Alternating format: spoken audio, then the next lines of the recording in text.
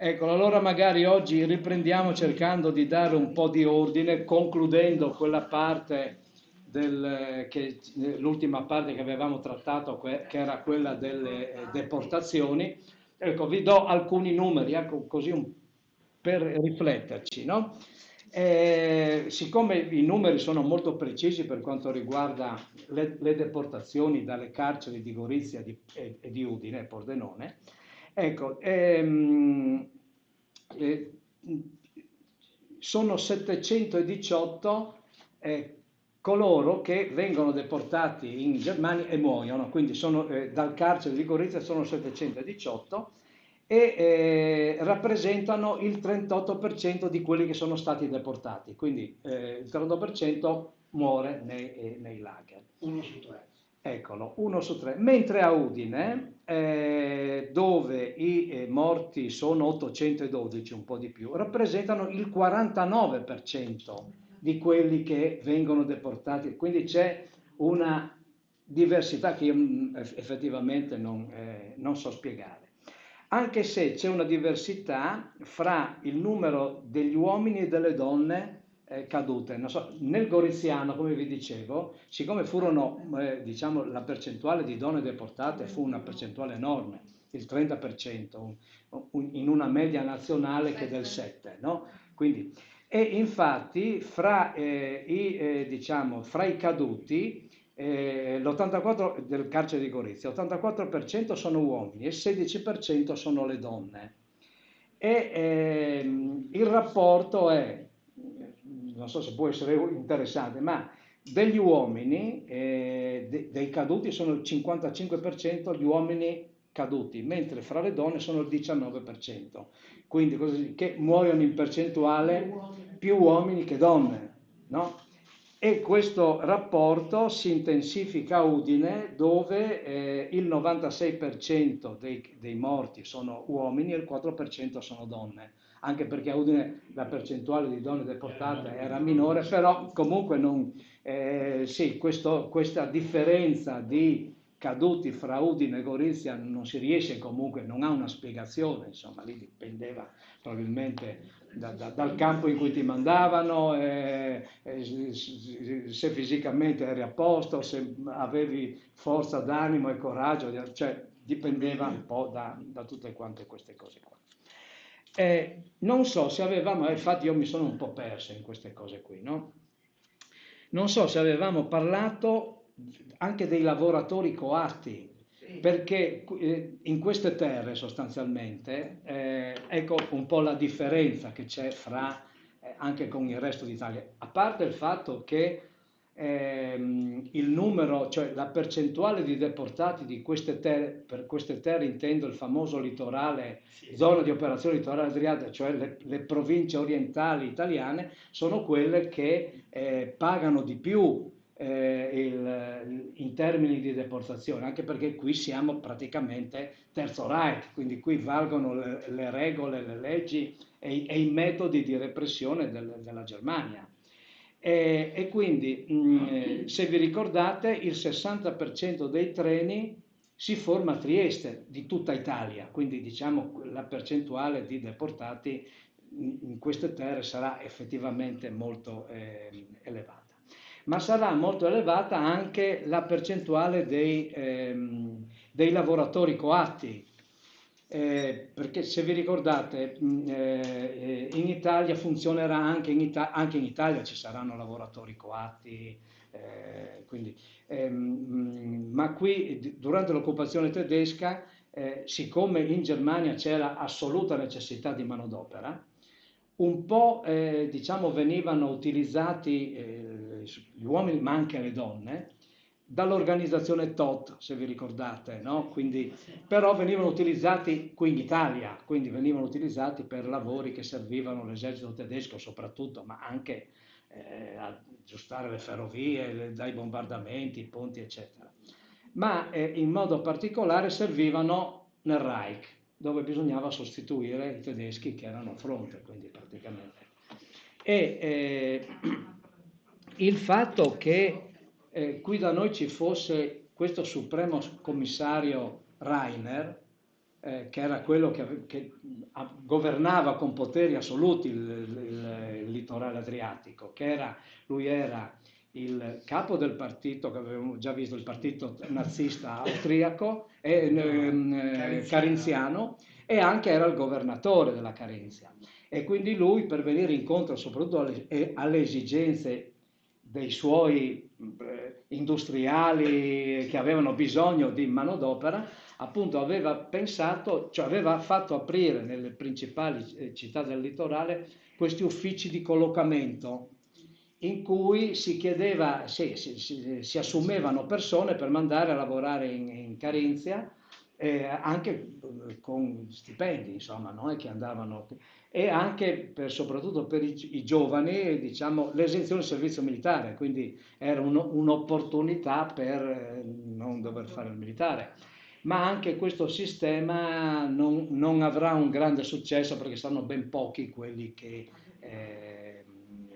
cioè si iscrivono, insomma, quindi che volontariamente vanno in Austria. E quindi viene deciso che appunto di utilizzare tutti coloro che venivano arrestati nelle carceri e quindi prendere quel tipo di persone, o naturalmente perché se vi ricordate buona parte di chi veniva arrestato perché era considerato nemico del Reich, quindi erano, diciamo, fra virgolette, i politici, no? Quelli che venivano arrestati.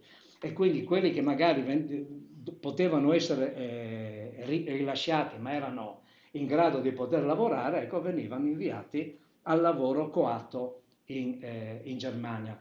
Quasi tutti andranno a finire in Carinzia, solo una piccola parte andò in Germania. Vi avevo forse detto che di quelli che andranno a lavorare in Carinzia non c'è praticamente traccia perché chi gestiva questo diciamo, trasferimento era l'ufficio del lavoro di Klagenfurt, era l'ufficio regionale del lavoro di Klagenfurt che praticamente gestiva questo, quindi pagava anche i treni che potevano essere vagoni che aggregavano a quelli che andavano in Germania nei campi di concentramento, che quindi si fermavano. C'erano due campi di transito, forse avevo anche già detto, uno a Klagenfurt e uno a Villach, dove queste persone venivano, diciamo, radunate e da lì poi dopo, in base alle richieste delle aziende, delle aziende agricole o quelle industriali, venivano inviati, oppure c'erano gli stessi industriali, chi aveva delle fabbriche, che aveva bisogno di manodopera, che andava direttamente che si rivolgeva direttamente a all'ufficio di Klagenfurt oppure direttamente in questi campi di transito. Ci sono anche delle foto che indicano che proprio si andava a scegliere chi serviva, se serviva gente robusta si sceglievano quelli più e c'era ovviamente una notevole differenza di trattamento fra chi andava a finire nei lager e chi andava a finire al lavoro coatto, perché i lager erano gestiti direttamente dalle SS, quindi le SS praticamente vendevano alle varie fabbriche perché questi qui dei campi di concentramento andavano a lavorare nelle fabbriche, nelle miniere, alla Krupp, e quindi se c'era bisogno e quindi le proprietà versavano alle SS una quota perché questo personale praticamente lavorava gratis, insomma, no? Non doveva essere pagato e quindi veniva trattato nel modo che veniva trattato proprio perché nei lager le SS dovevano, non solo incassavano per l'affitto di questi lavoratori, ma anche dovevano spendere il meno possibile per guadagnarci di più, quindi alimentazione più scarsa, cure sanitarie assolutamente inefficienti, eccetera. Era diverso per questi lavoratori coatti proprio perché l'imprenditore che aveva, che gli costava poco comunque perché doveva garantire vitto e alloggio, quindi le spese erano molto ridotte, aveva tutto l'interesse a trattare umanamente queste persone, perché si sapeva bene che chi non mangia sul lavoro non è che poteva, quindi avevano la necessità di far produrre questi lavoratori coatti, no? Quindi diciamo un po' la differenza è questa. Infatti mentre i numeri che vi ho dato prima si riferiscono ai morti nei lager, i lavoratori coatti che hanno un numero simile sia per Gorizia che per Udine, sì, il numero dei morti sarà molto molto inferiore, per cui per quelli che partiranno da Gorizia saranno solo 5 quelli che moriranno e da Udine 26, ma per alcuni si sa, alcuni sono morti sotto bombardamento, alcuni sono morti sul lavoro, quindi non sono morti come nei lager per malattie, per fame, cioè voglio dire, erano trattati in modo diciamo migliore. Anche perché qualche cosa davano, ecco, diciamo che ecco, c'erano, questo però dipendeva dal datore di lavoro, per cui qualche soldo qualcuno prendeva che aveva la possibilità magari di andare a comprarsi qualche cosa oppure andare in un'osteria a bere qualcosa, cioè c'era. Coatti o su base volontaria? Non ho capito bene. No, coatti. Allora, quelli su base volontaria, no, quelli erano pagati. Addirittura una parte di questi qua, soprattutto io ho notato per la Germania, addirittura le fabbriche in cui andavano a lavorare versavano, adesso non so se versavano quella volta o saranno costrette a versare dopo, nel dopoguerra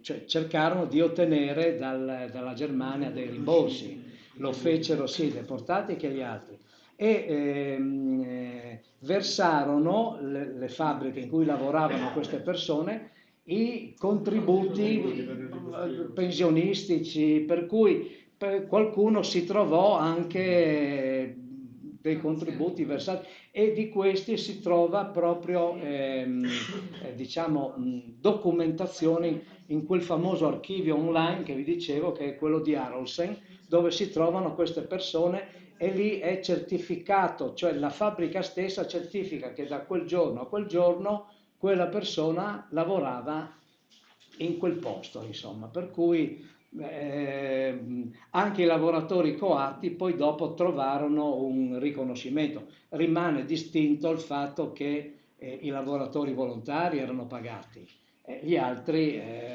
spettava un po' al buon cuore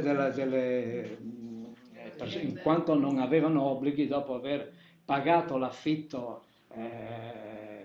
No, neanche l'affitto, perché diciamo era l'ufficio di collocamento che ovviamente avrà chiesto al datore di lavoro qualche cosa, ecco, cioè non avevano grandi obblighi nei confronti di queste persone. Chiaramente se li trattavano bene rendevano anche di più e venivano utilizzati per tutti i lavori, quindi non so, anche camerieri, cioè non era detto che dovevano andare a lavorare in fabbrica o in miniera, insomma, laddove serviva andavano a lavorare. Una cosa, scusi, dal punto di vista editoriale, c'è una documentazione anche numerica deportati dalla Slovenia in Germania o era soltanto nostra, diciamo?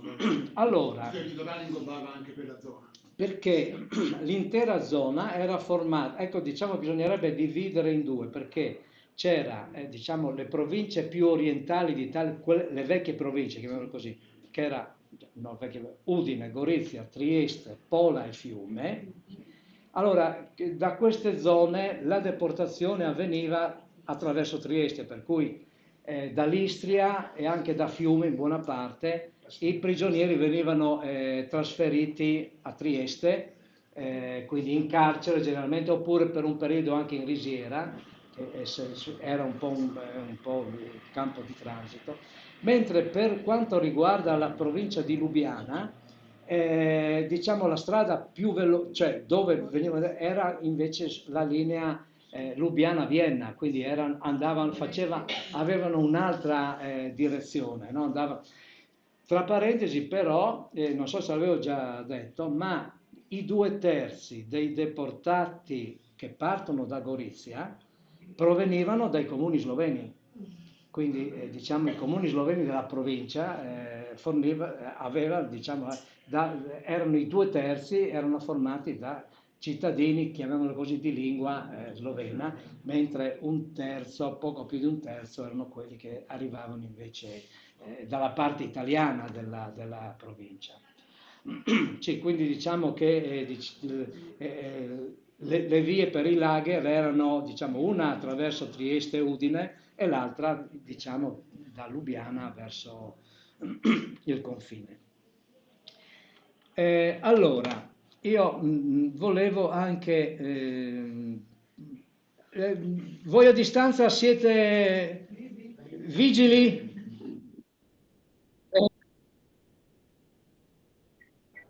Sono contento. Bene, allora, io adesso volevo aggiungere un altro concetto, no? Forse l'altra volta avevo dato una informazione non completamente esatta.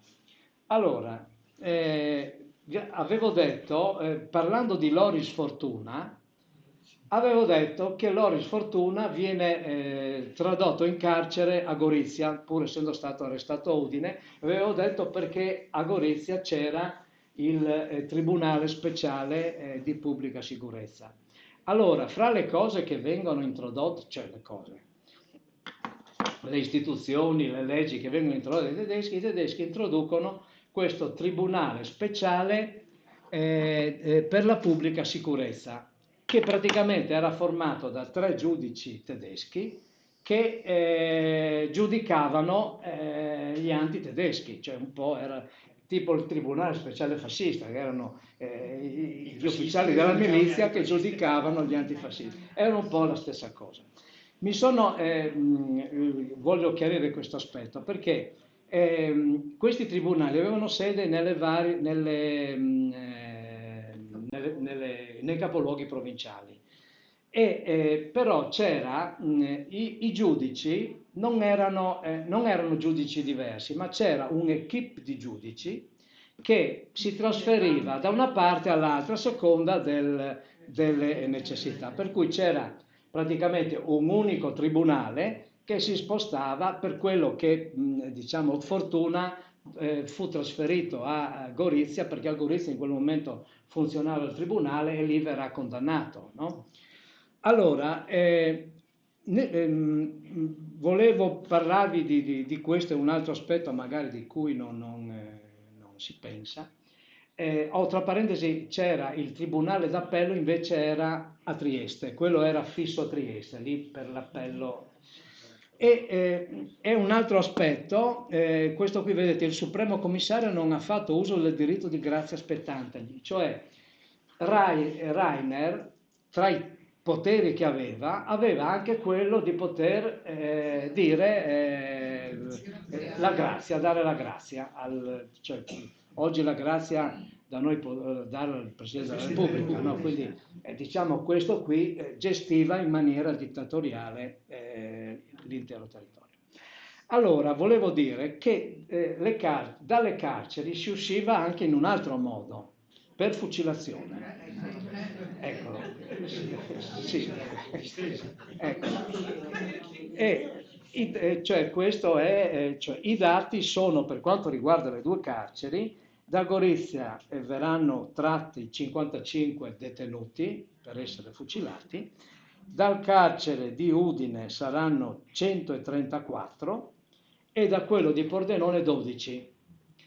E cioè, questi erano partigiani che dunque venivano generalmente presi dalle carceri in genere per fare delle rappresaglie, cioè quando succedeva che c'era uno scontro con i tedeschi, c'erano morti, eccetera, allora quella volta si prendevano delle rappresaglie venivano fatte delle rappresaglie e queste rappresaglie verranno fatte un po' in tutta la regione, quindi non so, Cividale, a Gemona, a Premariacco, a Pordenone, a Udine e anche qui, invece qui nel Goriziano, a Gorizia o attorno a Gorizia magari dirò meglio, no? Talvolta questi venivano processati, ecco, venivano mandati davanti al tribunale, a questo tribunale speciale, e venivano condannati, cioè loro magari non c'entravano assolutamente niente con il fatto che era avvenuto, però venivano condannati con questa motivazione che si legge qui: per attiva partecipazione ad aggressioni, violenze, assassini commessi dai banditi sono stati condannati a morte i seguenti. Quindi semplicemente per aver combattuto contro i tedeschi, quindi anche se non avevano magari preso parte ai combattimenti, però diciamo, venivano condannati per questa ragione. Questo è, diciamo, e quindi il Supremo Commissario non ha fatto uso del diritto. Ecco. La sentenza è stata eseguita oggi mediante fucilazione. In genere era la fucilazione, però qui vicino a noi c'era anche l'impiccagione, perché Premariacco e San Giovanni ci sono 2 impiccagioni di 13 persone l'une e vengono fatti in piazza tramite impiccagione. Questo è il comunicato che viene fatto, questa è l'ultima fucilazione che viene fatta a Udine ed è, se vedete bene, il 9 aprile, quindi 45, quindi siamo praticamente alla fine della guerra. E vengono fucilati 29 partigiani, il 30° invece c'è scritto anche sotto, per il 30° colpevole di saccheggio dopo un attacco terroristico, la sentenza è stata eseguita mediante capestro, quindi l'ultimo viene impiccato. L'ultimo era un militare dell'Intendenza di Finanza, era un finanziere, che era stato accusato di aver rubato un paio di scarponi a un tedesco durante perché lì siamo nel carcere di Udine, lì vicino c'era la stazione, molti bombardamenti, durante il bombardamento, quindi mentre c'era l'allarme aereo, in cui tutti quanti cercavano di sistemarsi in un posto dove sembra che questo abbia rubato, si sia impossessato di un paio di scarponi, per cui lui non viene fucilato assieme agli altri, ma viene impiccato. A significare, l'impiccagione in genere era ecco, un disonore, no? Gli altri 29 invece erano partigiani e vengono fucilati all'interno del carcere di Udine, quindi proprio lì all'interno vennero. Per quanto riguarda Gorizia, invece quasi tutti i fucilati vengono fucilati nel territorio di Gorizia, alcuni lungo le sponde dell'Isonzo, sull'Isonzo, alcuni altri nel bosco del Panovic. Oggi questo boschetto è Slovenia, no? Dove c'era una specie di tiro a segno, dove andavano a fare le prove di tiro, ma in buona parte verranno fucilati sul castello, il castello di Gorizia. Lì c'è anche la testimonianza del custode del castello, che quando c'erano queste fucilazioni c'era anche un reparto della milizia, che è un reparto antiaereo, che veniva fatto sloggiare, quindi veniva allontanato, il custode doveva starsene in casa, ma lui comunque riusciva a capire quello che succedeva, e c'erano le fucilazioni. Mentre l'ultima fucilazione, che avviene a metà aprile, adesso non ricordo bene la data, che è anche la più consistente, è di 19 persone che vengono portate, erano partigiani italiani e sloveni, vengono portate a Locqua e lì erano in 20 a dire il vero, vengono fucilati tutti, uno rimane sembrava morto sotto gli altri e riesce invece a salvarsi. A Locua c'è infatti il monumento che ricorda i 19. Ecco, questo è il castello di Gorizia, ecco, per chi non è di qua, ecco, questo è il castello di Gorizia ricostruito dopo la prima guerra mondiale, perché era stato in larga parte bombardato prima dagli italiani e poi dagli austriaci, no? E questo è il piazzale delle milizie, dove c'era una volta un tendone dove faceva teatro. Ecco, lì avvenivano le fucilazioni. Tra le altre cose, diciamo che fra i fucilati ci sono anche 2 cormonesi. Dunque, il primo era un partigiano, Aldo Sblitz, che è questo.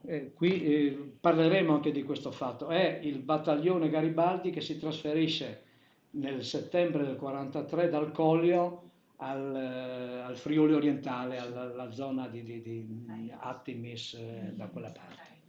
E qui è lui. Lui era, tra parentesi, eccolo qua, era un antifascista, lui era un militante comunista che viene arrestato e fa negli anni 30 alcuni anni di carcere, perché viene condannato dal tribunale speciale e quindi aveva fatto anche anni di galera durante il fascismo.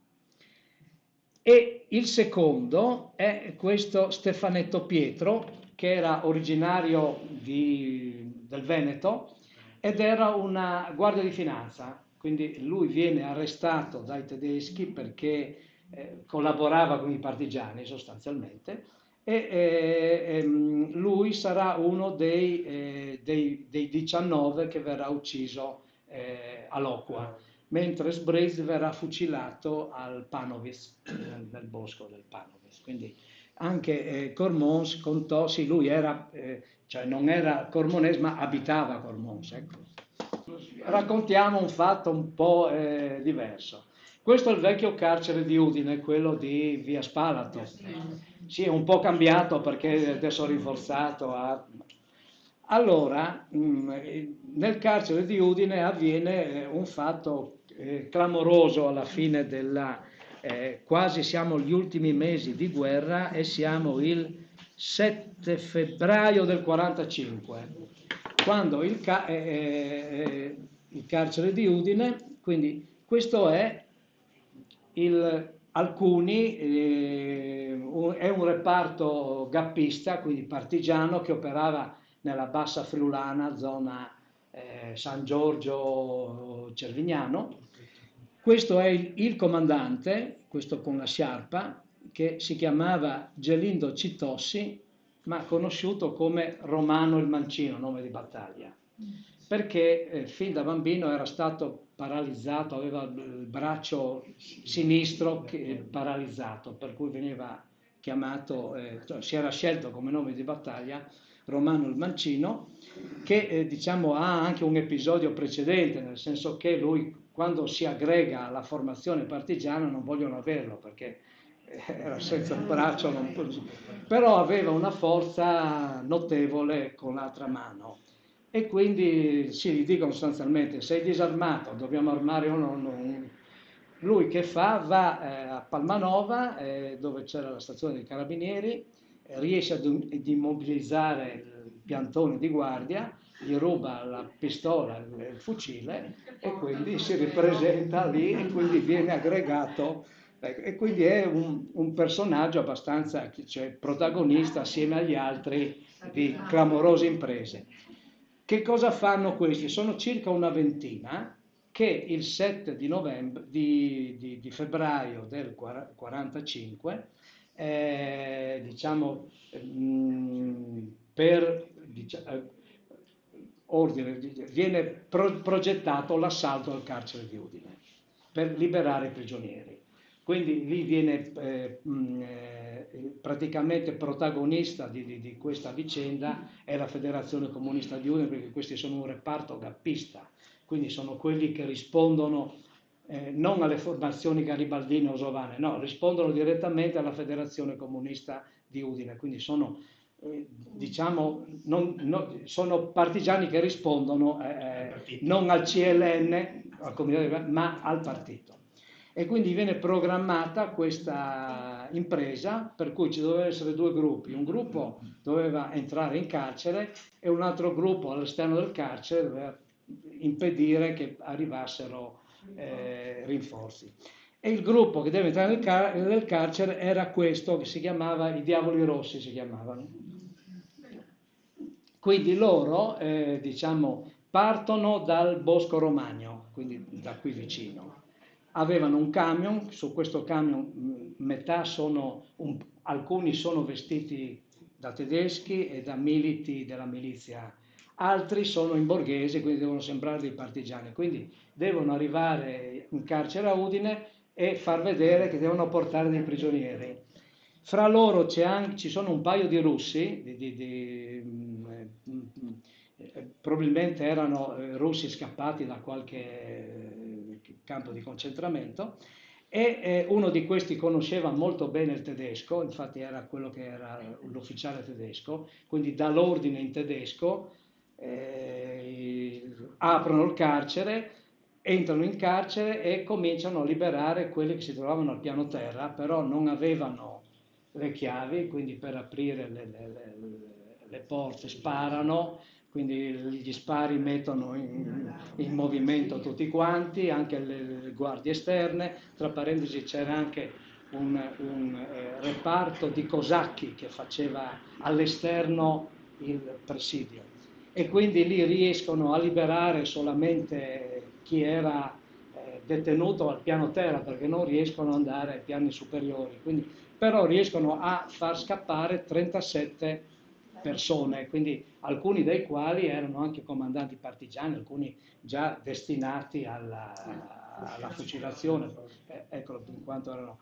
E quindi riescono a portare fuori 37 persone. Negli scontri ci sono anche 2 morti, non fra i partigiani ma fra gli altri, insomma fra le guardie, e questo provocherà alcuni giorni dopo la reazione, perché ci sarà tribunale speciale, condannerà altri 23 partigiani del carcere di Udine che verranno fucilati davanti al cimitero di Udine, dove c'è una lapide che ricorda questi. Quindi diciamo un'operazione militare molto particolare, che però avrà come effetto diciamo l'altro. Quindi diciamo oltre alle fucilazioni ci saranno anche le fughe dal carcere, perché diversi riusciranno anche a scappare dal carcere proprio approfittando degli allarmi aerei, perché durante l'allarme aereo anche i custodi cercavano di imbucarsi e qualcuno riusciva a saltare il muro e a scappare, quindi ci saranno e anche ci saranno 2 che riusciranno a scappare 2 volte. Una volta e la seconda volta verranno liberati da questo, per cui proprio erano destinati a non essere rinchiusi in carcere. Torniamo al nostro litorale adriatico di cui parlavate prima. Diciamo che le province italiane erano quelle, oltre quella di Udine, che era già stata annessa al Regno d'Italia, Gorizia, Trieste, Pola e Fiume, quindi le 4 province, sono quelle che vengono annesse dopo la Prima Guerra Mondiale, mentre la provincia di Lubiana dopo l'occupazione italiana del 1941. E anche qui si capisce che diciamo, era per andare in Germania la strada era Trieste, Udine, Villacco e su. Per andare diciamo nei campi ad Auschwitz, a Gross-Rosen, eccetera, eccetera, la strada più breve era quella di Lubiana, Vienna, Klagenfurt-Vienna. Quindi per rinnovare il fatto che qui da noi la storia, soprattutto in questo periodo, è completamente diversa, no? Ecco, qui siamo Germania e sarà diversa anche perché per tanti aspetti, no? Qui tutto il potere è in mano ai tedeschi, mentre nella Repubblica Sociale Italiana almeno diverse funzioni venivano svolte dal governo di Mussolini, che aveva determinate competenze. Per cui mentre qui da noi, diciamo, gli arresti venivano operati quasi esclusivamente dalle SS direttamente, nel resto d'Italia, diciamo, la Guardia Nazionale Repubblicana, quindi diciamo i reparti della Polizia Italiana, i Carabinieri che poi verranno integrati nella Guardia, cioè avranno anche loro queste stesse competenze. Infatti la maggior parte degli arrestati verrà fatta proprio dalle forze dell'ordine italiane nel resto d'Italia. Ma questa cosa qui si complicherà anche perché in questi nostri territori, forse lo dicevo già, l'arrivo dei tedeschi comporta un cambio radicale della politica. Perché? Perché in queste terre i tedeschi, nel tentativo di conquistare perlomeno una parte delle popolazioni slave, quindi sloveni e croati, introducono, ridanno a questa gente quei diritti nazionali che il fascismo aveva negato prima.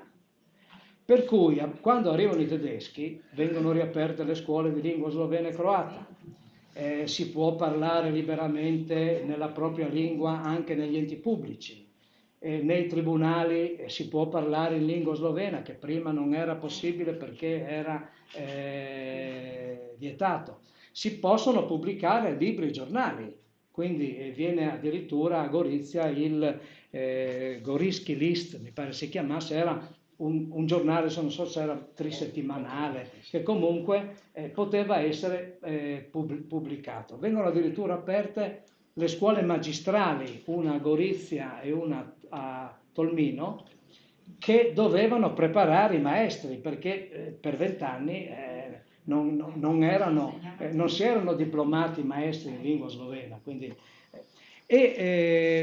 in pratica questo avviene anche perché i tedeschi intendono diciamo, trovare la collaborazione, perlomeno di una parte. E anche una cosa che cioè i fascisti locali non accetteranno, a parte non accetteranno questa politica, perché significava buttare al macero 20 anni di politica fascista nei confronti della popolazione slovena. Addirittura alla radio del litorale, che sostituirà allora l'EIAR si chiamava, cioè la RAI era EIAR, e addirittura c'erano i programmi in lingua slovena, quindi diciamo e viene autorizzata la presenza di reparti collaborazionisti sloveni, per cui in questo territorio ci saranno, combatteranno, chiamiamolo così, collaborazionisti di diverse nazionalità, per cui c'era la milizia di difesa territoriale che era italiana, ma c'erano i domobranzi sloveni, quindi i collaborazionisti sloveni. Poi dopo arriveranno qui anche i cetnici, nell'estate del 44, i cetnici serbi, quindi collaborazionisti serbi. Ci saranno anche reparti di cosacchi, quindi in questo territorio c'era la presenza di formazioni militari che talvolta anche si scontrarono. Forse ne parlavo già, il caso del monumento ai volontari della Prima Guerra Mondiale del Parco della Rimembranza di Gorizia, no? Quello fu fatto saltare in aria dai collaborazionisti domobranzi sloveni, come reazione al fatto che i fascisti italiani avevano messo le famose bombe nel Teatro Verdi per protesta contro l'autorizzazione dei tedeschi che avevano dato agli sloveni di poter organizzare in teatro degli spettacoli in lingua slovena, che anche queste bombe, ci furono 3 o 4 morti, quindi diciamo che i rapporti fra le varie formazioni collaborazioniste non erano idilliache. tra parentesi, proprio gli ultimissimi giorni di guerra, in seguito all'uccisione di un ufficiale serbo da parte di un milite italiano della milizia, ci sarà al posto di blocco di San Pietro, Gorizia, non so dove fosse, ma era lì vicino, oltre l'ospedale praticamente, lì era l'ex ospedale ormai, no? Ecco, lì per reazioni cetnici ammazzano l'intero reparto della milizia, erano 17 militi che vengono massacrati proprio come reazione per l'uccisione di questo ufficiale serbo. Quindi diciamo il clima non era... E che non si capivano bene. In altre lingue. Sì, e questo, un'altra questione è rappresentata, cioè i tedeschi entrarono in conflitto anche con una federazione provinciale fascista, perché i fascisti, cioè ovviamente, che si ricostituisce, anche qui il partito fascista repubblicano si ricostituisce, e naturalmente erano già scontenti per questa concessione che viene data agli sloveni, ma erano fortemente scontenti anche perché i tedeschi diciamo, eliminano alcune feste nazionali italiane, quella del 24 maggio, quindi l'anniversario il 9 agosto, il primo ingresso degli italiani a Gorizia del 16, no? Del 16, e anche il 4 novembre, quindi Festa della Vittoria. Festa della Vittoria, quindi eliminano tutte queste feste, fra virgolette, italianissime, no? Perché, sì, ma antitedesche. Ovviamente, perché ricordavano la prima guerra mondiale, no? Ovviamente.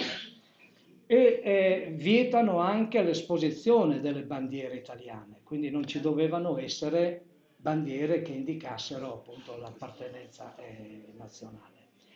E anche nella nomina dei principali diciamo, funzionari pubblici, esponenti pubblici del territorio, tipo prefetto, tipo presidente della provincia, tipo podestà di Gorizia, nominano italiani, sì, ma vice sono sloveni. Quindi gli sloveni non potevano neanche essere eletti, no? Prima, quindi questo scontentava molto. E tra parentesi, questi nuovi amministratori vengono scelti non fra i fascisti, squadristi, quelli che avevano rimesso in piedi il partito, ma diciamo fra i fascisti della seconda leva, quelli che un po' avevano aderito al fascismo per convenienza, eccetera. E è interessante il fatto che i principali esponenti siano scelti fra quei fascisti, diventati fascisti, ex ufficiali austro-ungarici, nobili, che diciamo in qualche modo vedevano ancora con diciamo, simpatia il vecchio impero no, austro-ungarico. Per cui il prefetto di Gorizia viene chiamato il barone, no il barone, era il conte Marino Pace, che era un ex amministratore asburgico, eccolo.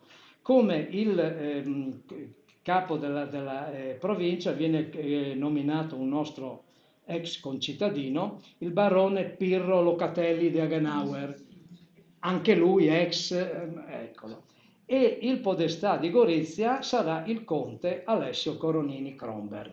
Quindi diciamo la scelta degli amministratori non viene fatta a caso, non viene scelta fra i fascisti più determinati, ma fra quelli che guardavano ancora con un certo interesse, anche perché tra parentesi queste zone di operazioni Adriatico, alla pari della zona di operazioni prealpi che vedete lì, che anzi vi faccio vedere subito, ne costituirono due, no? Anche quella che comprendeva Trento, Bolzano e Belluno, anche quella era una zona di operazioni, erano due entità diverse, però governate allo stesso modo. Nella nostra c'era il Gauleiter della Carinzia,